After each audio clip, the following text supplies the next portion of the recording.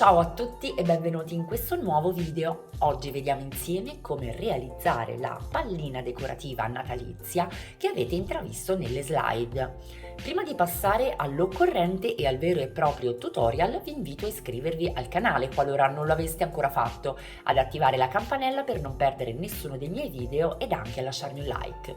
Vi invito inoltre, come sempre, a seguirmi su Instagram, mi trovate come Sayobi Handmade Lab, vi lascio il link in descrizione e nel primo commento utile. L'occorrente per questo progetto consiste in una pallina in polistirolo, io ho scelto un diametro di 6 cm e in filato un po' misto. Come sapete io ho un'anima minimal chic e quindi ho deciso di abbinare con una tecnica a triplo filo questi tre colori che provengono da tre composizioni completamente differenti. Parliamo infatti di un misto lana color panna, un lamé dorato ed un acrilico con degli inserti in paillette. Insieme trovo che facciano davvero una gran figura e quindi ho deciso di abbinarli lavorandoli insieme per creare un progetto mélange. Lavorerò questo progetto con un uncinetto numero 3, servirà poi un marcapunti, ovviamente ago da lana e forbici. Possiamo iniziare con il tutorial. Iniziamo prendendo tutti e tre i capi del filo e realizzando un cappietto iniziale con tutti quanti i nostri fili. Li lavoreremo sempre tutti e tre insieme. Pertanto sarà necessario porre maggiore attenzione ad ogni punto. La lavorazione in sé è davvero semplice perché parliamo di punti bassi ed aumenti, una classica lavorazione in tondo. Considerando però lo spessore dei filati, probabilmente avremo qualche difficoltà nel individuare i punti ed eccomi qui a darvi una mano. Dal cappietto iniziale, lavorando con morbidezza, realizziamo 4 catenelle. Vedete? È già fuoriuscito un po' il filo dal mio uncinetto.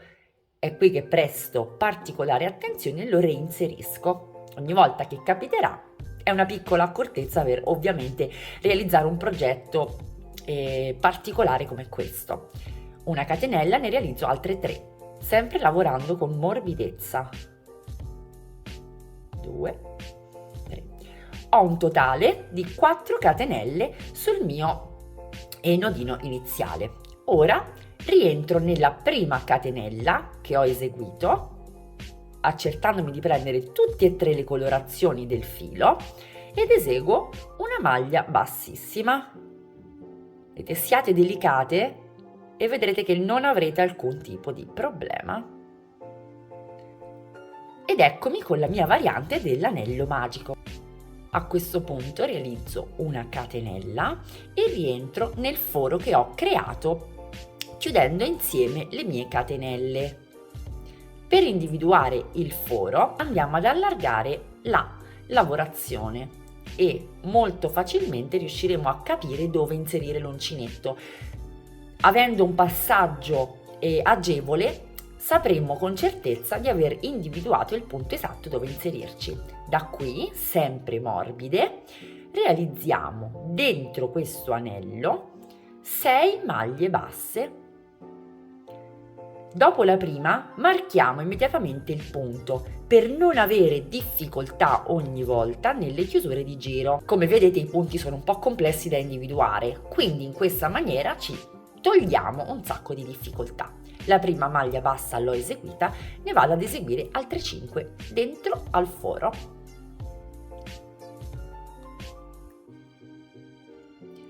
Realizzata la mia sesta maglia, chiudo con una maglia bassissima dove ho messo il marker, ovvero nella prima maglia effettuata. A questo punto, come classica lavorazione in cerchio richiede, andiamo a realizzare un giro di aumenti.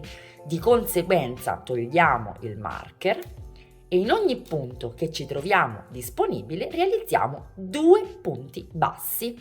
Partiamo con il primo, che ovviamente marchiamo immediatamente, eccoci, e nella stessa maglia realizziamo il secondo, terminando così il nostro Eccoci. Primo aumento. 2 punti bassi anche nella maglia successiva e così via fino ad arrivare alla fine. Dovremmo trovarci con 12 punti bassi. Arrivati al termine dei nostri aumenti, ci chiudiamo dove abbiamo il marker con una maglia bassissima. Ed eccoci, togliamo un attimo il marker, una catenella. Secondo giro di aumenti, questa volta inizio direttamente con il primo aumento, quindi 2 maglie basse nello stesso punto, marcandomi subito la prima eseguita, una eseguita, rientro nello stesso punto ed eseguo il mio aumento, un punto solo nella maglia successiva e di nuovo un aumento. Quindi questo giro sarà strutturato con un aumento, un punto basso, un aumento, un punto basso, un aumento, un punto basso, fino al raggiungimento del marker. Realizzato l'ultimo aumento e l'ultimo punto basso, come di consueto, entriamo dove abbiamo il marker e chiudiamo il giro con una maglia bassissima. Vedete come già inizia a prendere forma la nostra decorazione. A me piace molto questo effetto mélange, che rimane però nei toni soft ai quali vi ho abituate. Ora realizziamo una catenella e andiamo avanti con il nostro terzo giro. Il terzo giro inizia con una maglia bassa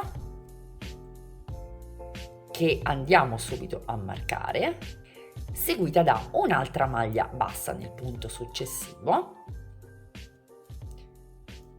poi da un aumento nel terzo punto disponibile.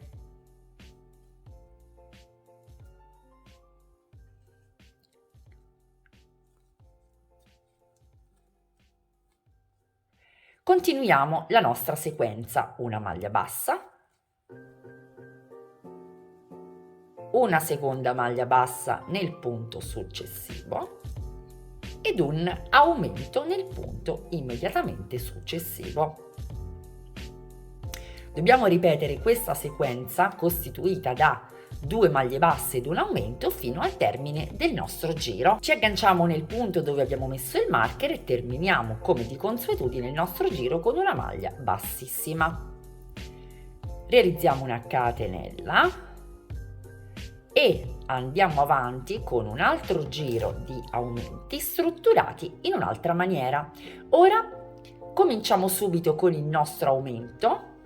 2 maglie basse nel primo punto disponibile, ricordandoci assolutamente sempre di marcare la prima che eseguiamo. Quindi abbiamo il primo aumento seguito da 3 maglie basse, una in ogni punto. Ripetiamo la sequenza con un aumento,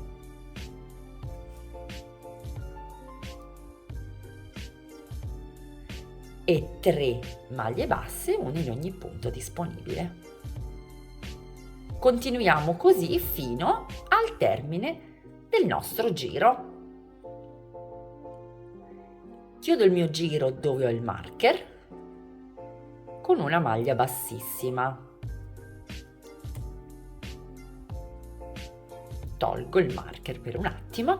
Sono arrivata ora ad un diametro di 6 cm, che è lo stesso della mia pallina. A questo punto devo crescere un pochino e quindi realizzo 3 giri punto su punto, semplicemente lavorando i punti come si presentano. Inizio con una catenella ed eseguo il primo punto basso nella prima maglia disponibile. Come ripeto, vado a marcare subito il primo punto che eseguo e continuo per tutto il giro a realizzare un punto basso in ogni punto che si presenta davanti a me. In totale realizzo con questa metodologia 3 giri. Terminato il terzo giro, possiamo già iniziare a provare la nostra pallina. Vedete che entra perfettamente nel rivestimento che stiamo realizzando. A questo punto, come vedete, siamo già a metà del lavoro, dobbiamo lavorare al contrario, quindi andare a creare delle diminuzioni. Con il prossimo giro togliamo il marker e nel primo punto realizziamo una diminuzione. Inseriamo l'uncinetto nel punto, riprendiamo il filo. Inseriamo l'uncinetto nel punto adiacente, riprendiamo il filo e chiudiamo tutto insieme, marcando sempre questo primo punto realizzato. Adesso andiamo a realizzare 3 punti bassi, così come si presentano, uno in ogni maglia. Ed eccoci.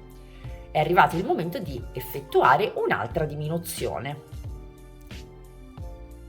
Primo punto, secondo e chiudo tutto insieme. Altri 3 punti bassi e così via fino al termine del nostro giro.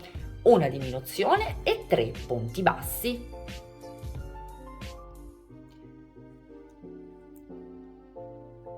Chiudiamo il giro con una maglia bassissima, sempre dove abbiamo il nostro marker.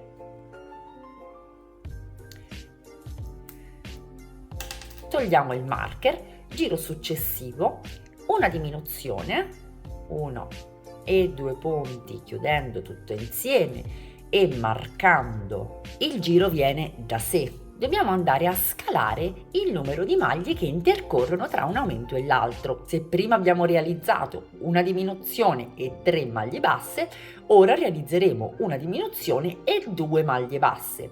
Nel giro successivo una diminuzione ed una maglia bassa e nell'ultimo giro tutte diminuzioni fino a chiudere completamente la nostra pallina. Prima però di procedere con la chiusura del lavoro andiamo ad inserire la pallina.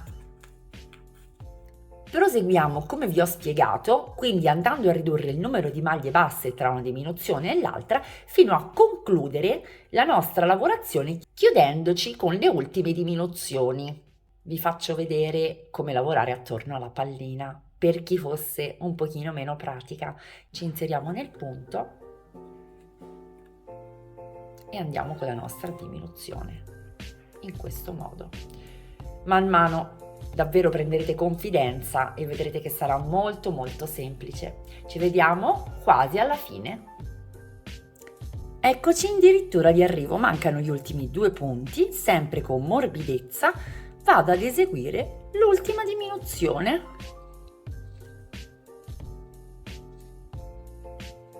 Catenella di sicurezza e taglio il filo. Naturalmente andiamo poi a nascondere ed io ho deciso di lasciare questa pallina senza alcun tipo di gancetto perché poi andrò ad inserire questa ed altre fatte come lei in un cestino che utilizzerò come centro tavola. Però possiamo naturalmente, sempre nascondendo i fili, andare poi ad inserire il classico gancettino ad esse e utilizzare la pallina come una normalissima pallina per addobbare l'albero. Spero che questa versione Sayubi del Natale vi piaccia e spero di avervi dato qualche spunto in più. Come vedete, mixando filati anche differenti tra loro ma che si combinano bene per quello che riguarda la scala cromatica, riusciamo ad ottenere dei risultati davvero sorprendenti. Vi invito come al solito a iscrivervi al canale qualora non lo aveste ancora fatto, ad attivare la campanella per non perdere nessuno dei miei video ed anche a lasciarmi un like. Vi invito inoltre come sempre a seguirmi su Instagram, mi trovate come Sayubi Handmade Lab, vi lascio il link in descrizione e nel primo commento utile. Vi auguro una fantastica settimana e vi do appuntamento al prossimo tutorial.